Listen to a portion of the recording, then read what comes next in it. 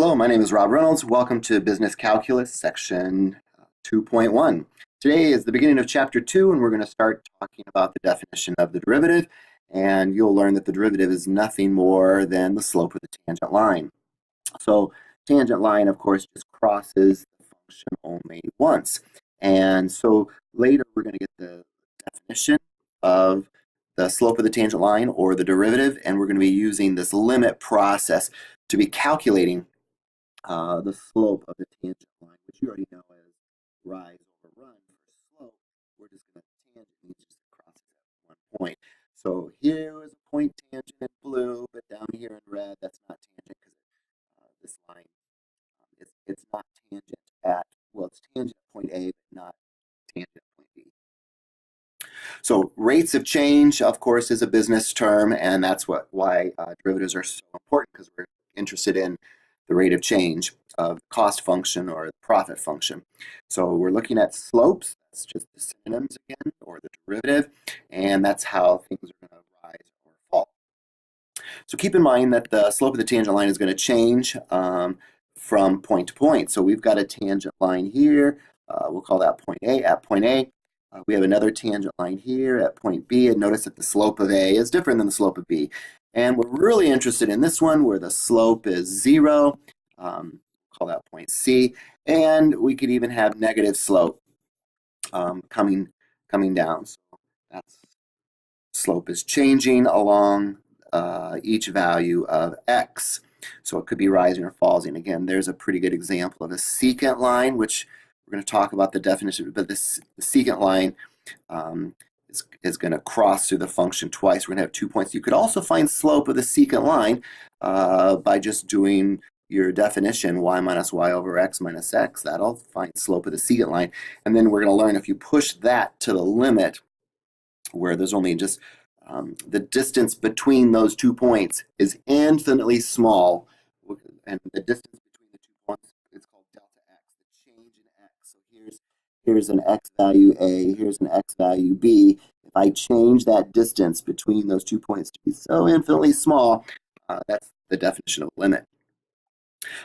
You've seen this before in your geometry class. There's the line tangent right there, it just crosses a circle once. But keep in mind, when you're talking about functions, it could cross more than once. So if I were to extend this tangent line, it's tangent at point, well, we'll call it point P, but it's not tangent here at point A.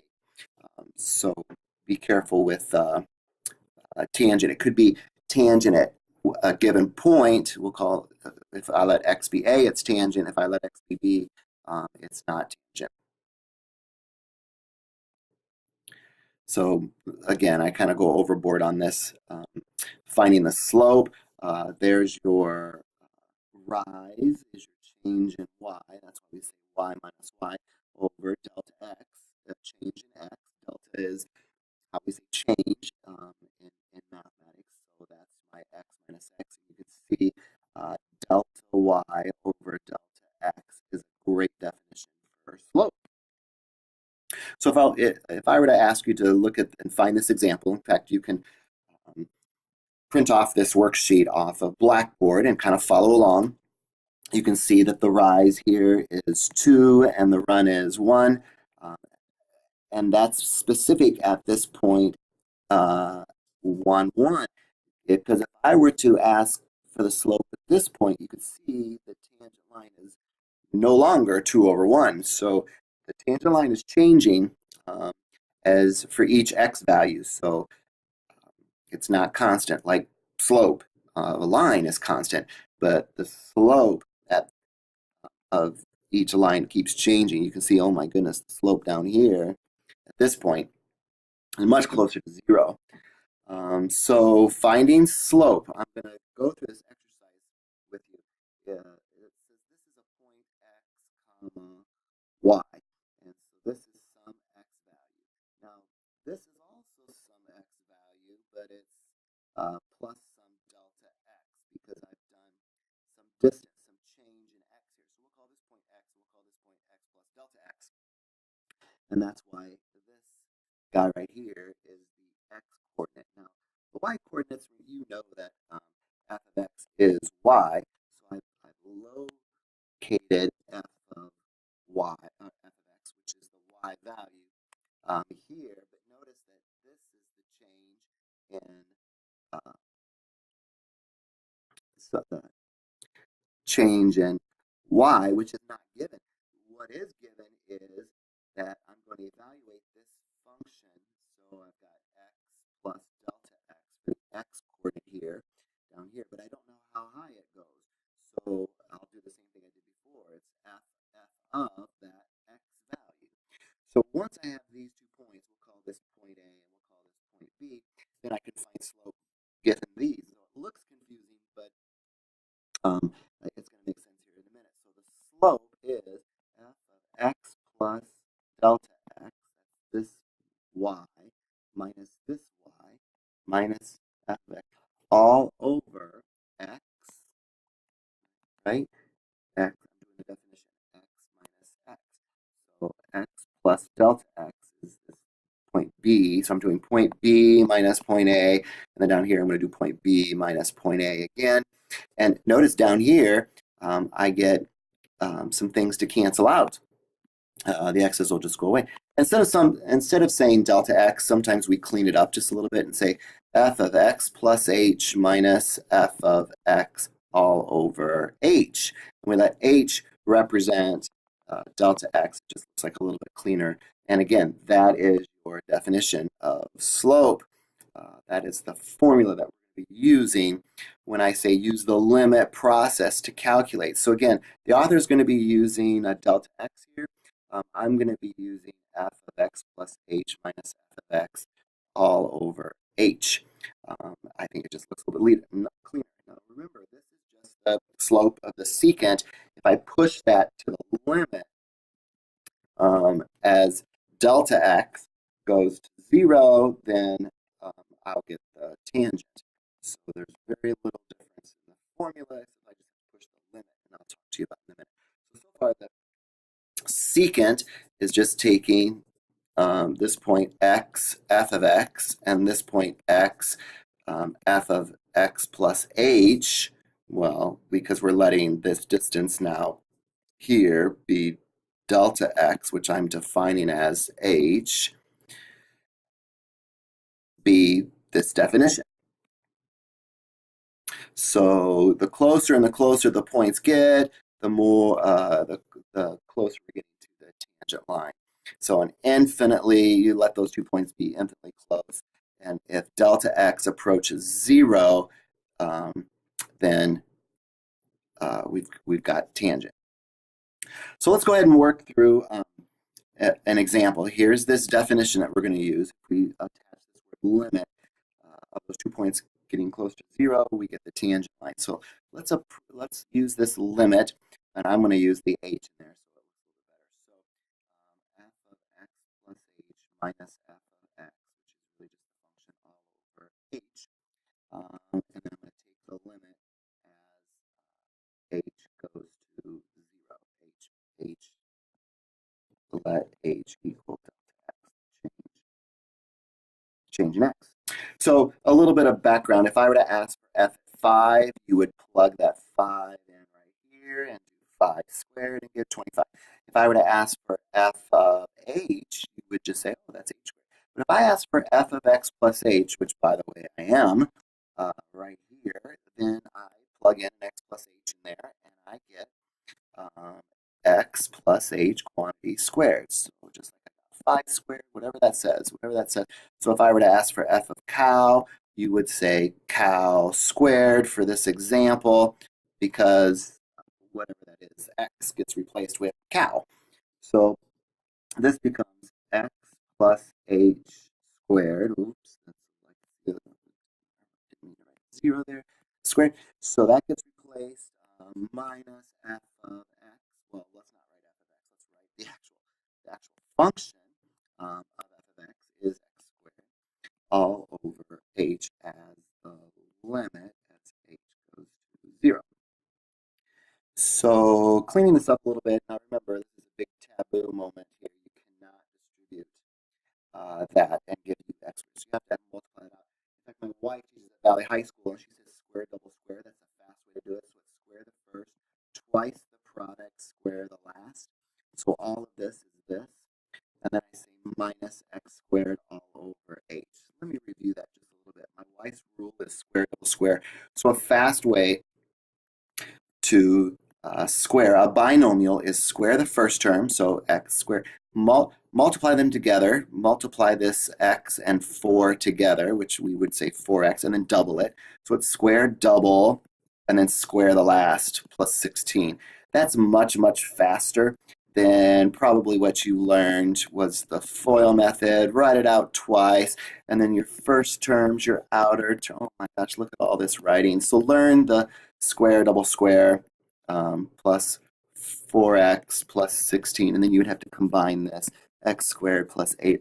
That just takes up way too much time. So I'm going to use my wife's square double square rule, and after I cancel out these x squareds, I can actually factor out an h from the remaining two terms. So I'll factor out an h up top, and that'll leave me with 2x plus 1. You can see where this is going. I can cancel now the h's, and so I don't even have anything to evaluate here. The limit as h goes to 0 of 2x plus 1 is 2x plus 1 because there's no h to even evaluate. So that is called the slope formula, which will help me find the slope at any given x. So if I say at x equals 7, I would say, oh, well, I know what this function looks like. If I've got a y equals x squared function, which was what's going on, if I ask for, well, what's going on the slope way, way up here, you can see it. If I let x be 7, all I have to do is plug this in. 2 times 7, 14 plus 1, the slope would be 15 at x equals 7. So this is very powerful because it will find the slope at any given value. They asked for the slope at -2, evidently. Maybe I should read the directions. So let's plug in that -2 to my slope formula. So I had the 2x plus 1. So slope is slope formula. Sometimes I say slope tangent, the tangent slope formula. And then so if I let at x equals -2, I would say 2 times -2 plus 1, -4 plus 1, and you can see -3 is the slope at that point. Let's see if that's what the author did. So you're allowed me to make a couple mistakes here. It looks like the answer is -4. I think I might be able to find my mistake right here. I said square double, and I forgot to square that thing right there. So when you factor in an h, this has an h term left in it. And then, oh my, and then when I throw in the 0, so let me rewrite this. This is actually an h. So now it says evaluate the limit as h goes to 0. So that's 2x plus 0. And my slope formula is now 2x. There's no plus 1. So now if I just say it's 2x, I just get -4. That was crappy that I messed it up. The author actually did it just a little bit different. They actually plugged in the x value, so instead of x plus h, they plugged in the x value from the get-go. I don't like that as much because then you don't get the tangent slope formula like we did. We've got this tangent slope formula just to be 2x. So we can evaluate with this formula, which the author never found, we could actually evaluate the slope at any given point. The author only found the slope at that given point. You're welcome to do that. Plug in that x value earlier, but I like to plug it in at the end, a little bit more powerful. So I'm going to show you this process. Let's see if I can do this one correctly. I apologize. So let's see, f of x plus h minus f of x all over h. Of course, you've got to tag on and take the limit of that. So this is difficult. I'm kind of glad I made a mistake because you will make mistakes too. So we're human. So again, go to the function and plug in. Every time you see an x, plug in x plus h. So -2, instead of writing x, I plug in what? X plus h. That's the cow. And then I go minus the function. Well, now be careful. The function f of x is the -2x plus 4, all divided by h. And some students forget to write this limit, so I would encourage you to write it on every step so you don't forget to evaluate at the end. So this one I don't have to do the square double square, but I do have to distribute here just a little bit. Negative 2x minus 2h plus 4, I'll continue distributing, plus 2x minus 4 all over h. Don't forget at the end to evaluate the limit. I hate it when students do everything correctly and they forgot to throw in the 0 for every h. So look, I've got some stuff canceling here. I've got those canceling. I've got the 4's canceling. So I really just have the limit as h goes to 0 of negative 2h over h. And of course, h is canceled, and I'm just left with nothing to evaluate except I get negative 2. So this is just constant. This was ridiculous that I had to go through this.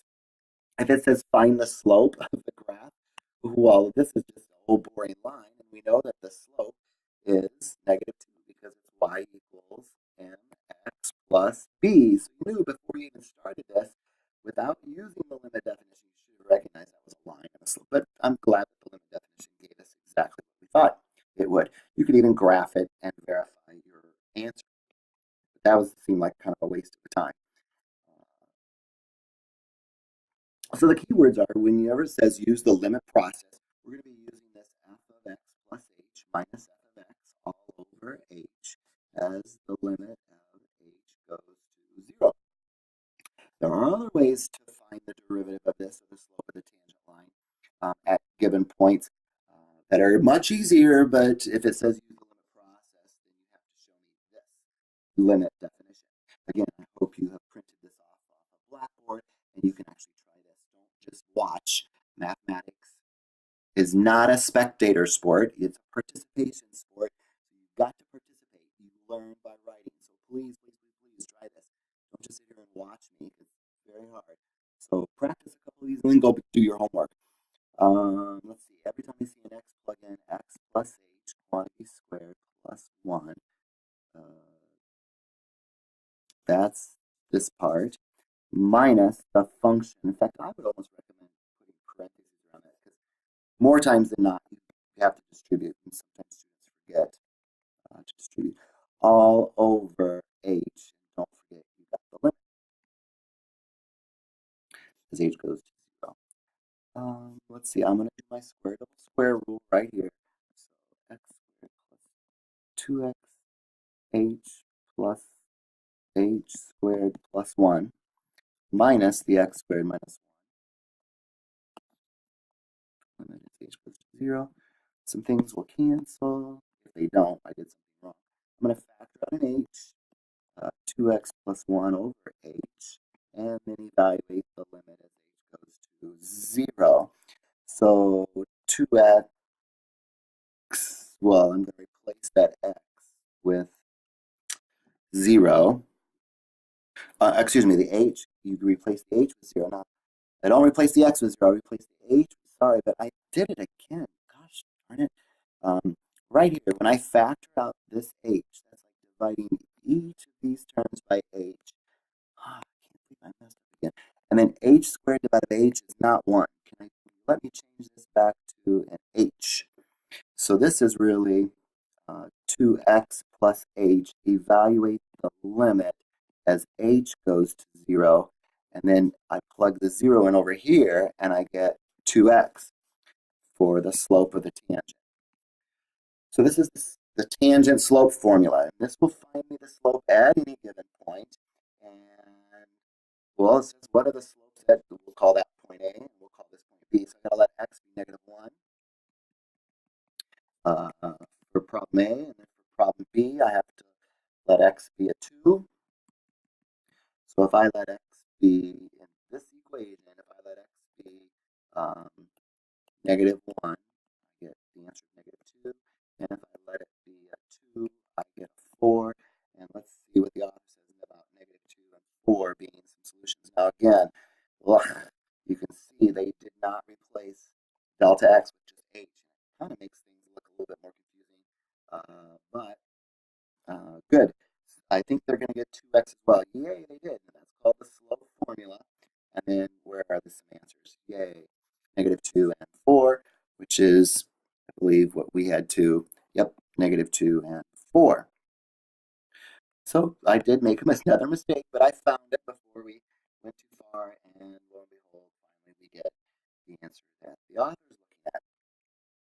So just in conclusion, we were finding the derivative of the function. We were using that limit process to find the derivative. Sometimes the derivative is denoted like this: f prime x, f prime of x is the notation for finding the derivative. So sometimes we just set this limit process equal to, and again, there's easier ways to find the derivative, but we have to use the limit process here. Here are other notations for this is the derivative with respect to x of the function y. No one would ever use that notation. Everybody uses this notation. But every once in a while, oh, this one is really common too. In fact, I use it a lot because I just get tired of saying f of x. I remember f of x really is y. This happens quite a bit too.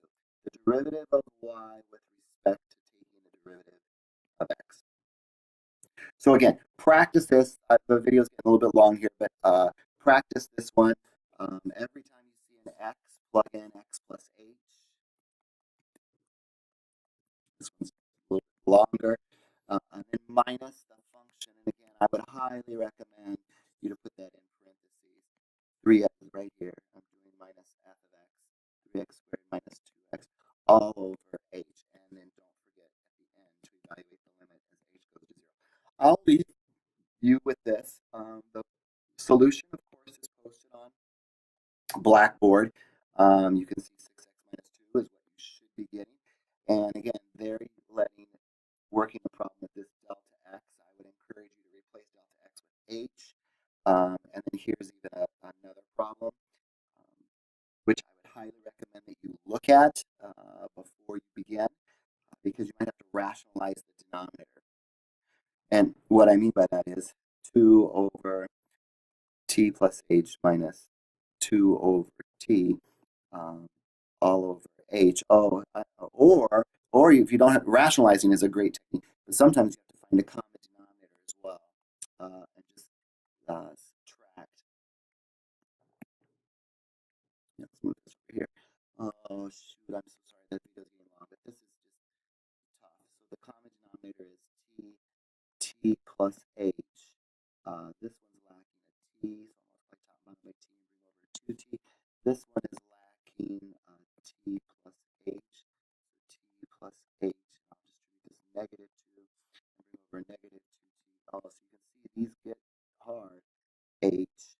And remember, this is all divided by h. So I'll say divide by h out here, so I don't have this compound fraction thing going on. So these two t's cancel, thankfully. And after I do that, I'm left with negative 2h over t times t plus h times 1 over h, because I'm just instead of dividing by h over 1, I'll multiply, and then those h's can cancel, and then finally I've got the limit as h goes to 0, negative 2 over t times 1 t plus h, and of course if I let h be 0, I get negative 2 over t times t plus 0, which you know as negative 2 over t squared. So very difficult. Oh my goodness. Here's what the author's working out. Looks like we're on track, and there's the solution. So I hope this video was helpful for you and gave you a little bit of a taste of where we're going with differential and continuity. It has to be continuous in order for it to be differentiable, which we talked about in a previous slide. So please look at the slides on Blackboard and read